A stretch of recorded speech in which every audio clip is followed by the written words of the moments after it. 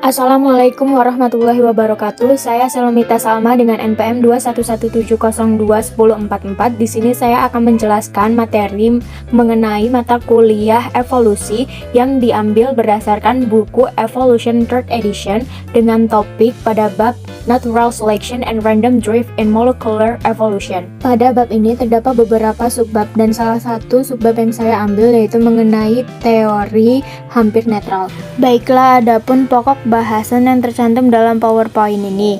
Yang pertama yaitu teori netral yang murni menghadapi beberapa masalah empiris. Yang kedua, teori evolusi molekuler yang hampir netral mengajukan kelas mutasi yang hampir netral yang murni menghadapi beberapa masalah empiris. Yang ketiga, teori hampir netral dapat menjelaskan fakta yang diamati dengan lebih baik daripada teori murni netral. Yang keempat, teori hampir netral secara konseptual terkait erat dengan teori asli yang murni netral. Baiklah, pada pokok bahasan yang pertama, teori evolusi molekuler netral menunjukkan bahwa evolusi molekuler terutama disebabkan oleh pergeseran yang netral, sehingga evolusi molekuler mungkin terjadi terutama karena dorongan oleh seleksi alam.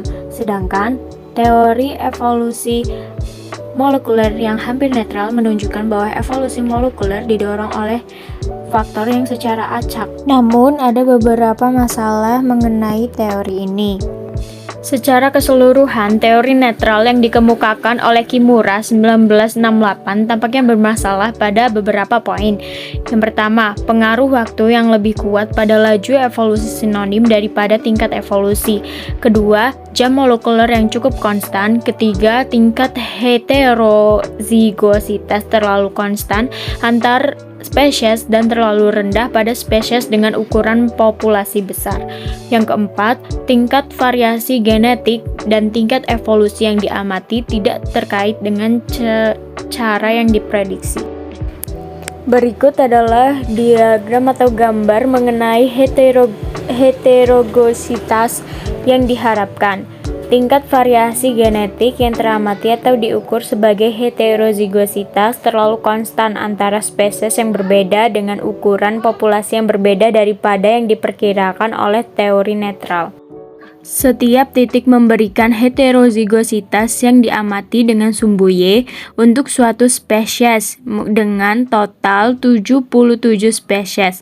Diplot terhadap heterozigositas yang diharapkan dari perkiraan ukuran populasi dan panjang generasi spesies.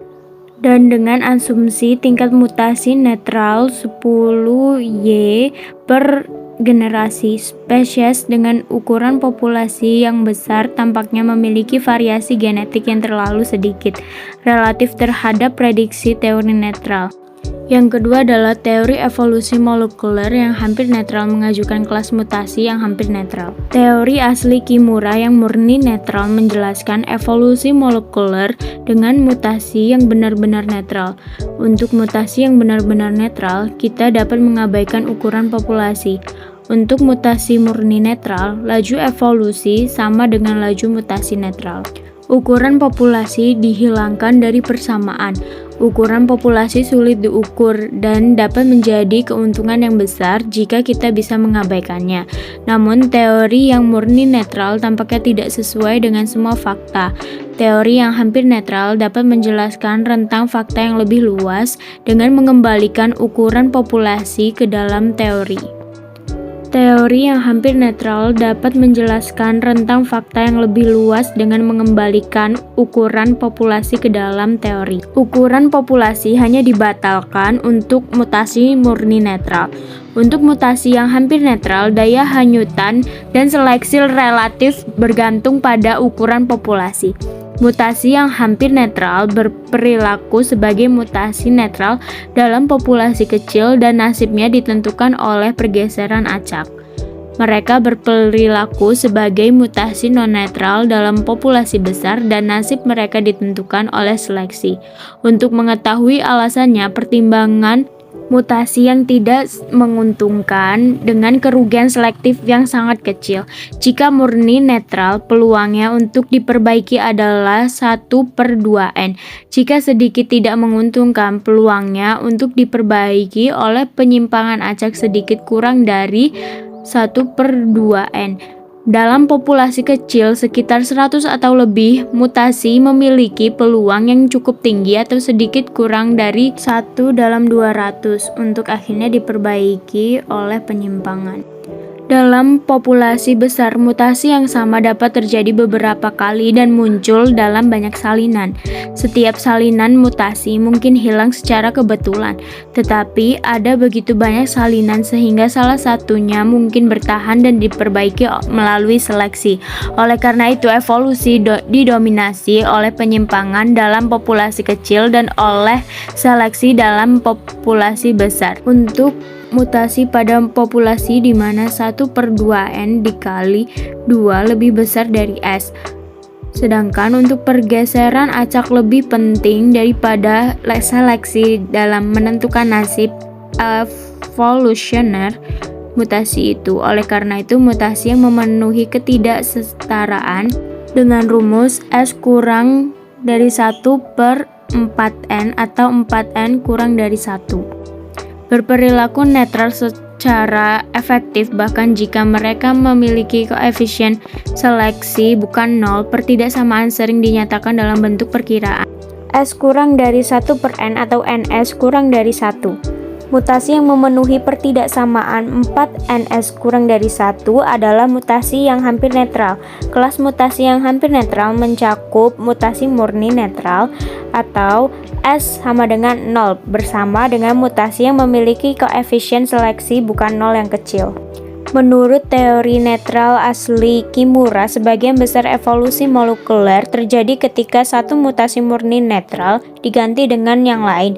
Untuk sisa bab ini, saya menyebutkan teori netral Mumi atau teori netral Kimura.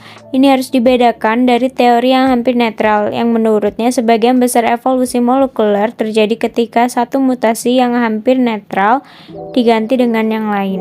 3. Teori hampir netral dapat menjelaskan fakta yang diamati dengan lebih baik daripada teori murni netral. Teori yang hampir netral pada prinsipnya dapat menjelaskan apa yang diketahui tentang evolusi molekuler, tetapi itu tidak berarti telah terbukti menjelaskan evolusi molekuler. Perbedaan konseptual utama antara teori hampir netral dan teori asli Kimura yang murni netral adalah penggunaan ukuran populasi. Ukuran populasi tidak mempengaruhi laju evolusi untuk mutasi murni netral, tapi itu mempengaruhi laju evolusi untuk mutasi yang hampir netral. Salah satu contohnya adalah pada lalat buah, karena lalat buah memiliki ukuran populasi yang besar tetapi waktu generasinya pendek. Mereka memiliki persediaan mutasi yang lebih besar karena mereka menyalin DNA mereka lebih banyak setiap tahun, tetapi ukuran populasi mereka besar membuat lebih kecil atau sedikit mutasi non-sinonim yang netral secara efektif. Oleh karena itu, teori yang hampir netral pada prinsipnya dapat menjelaskan apa yang diketahui tentang evolusi molekuler, tetapi tidak berarti telah terbukti menjelaskan evolusi molekuler. Perbedaan konseptual utama antara teori hampir netral dan teori asli Kimura yang murni netral adalah penggunaan ukuran populasi. Ukuran populasi tidak mempengaruhi laju evolusi untuk mutasi murni netral, tapi itu mempengaruhi laju evolusi untuk mutasi yang hampir netral. Hal ini memberikan fleksibilitas yang besar bagi teori hampir netral. Pokok bahasan yang keempat, yaitu teori hampir netral secara konseptual terkait erat dengan teori asli yang murni netral. Dalam teori yang hampir netral, seperti halnya dalam teori netral yang asli, gaya yang mendorong evolusi molekuler adalah pergeseran netral. Seleksi alam terhadap mutasi yang tidak menguntungkan memiliki bentuk yang lebih halus dan lebih fleksibel dalam teori yang hampir netral daripada dalam teori yang murni netral. drift dan seleksi bergabung dengan cara yang berbeda dalam dua teori untuk menjelaskan fakta-fakta yang teramati dari evolusi molekuler, tetapi kesamaan yang krusial tetap ada. Kedua teori menjelaskan evolusi dengan penyimpangan. Seleksi alam hanya memiliki peran negatif, bertindak melawan mutasi yang tidak menguntungkan. Ini berbeda dengan semua teori evolusi molekuler seleksionis, di mana perubahan evolusioner molekuler terjadi karena seleksi alam mendukung mutasi yang menguntungkan. Baiklah, sekian penjelasan yang dapat saya sampaikan mengenai teori hampir netral pada bab Natural Selection and Random Drift in Molecular Evolution. Bila ada kesalahan dan kekurangan dalam pengucapan, saya mohon maaf. Saya akhiri. Wassalamualaikum warahmatullahi wabarakatuh.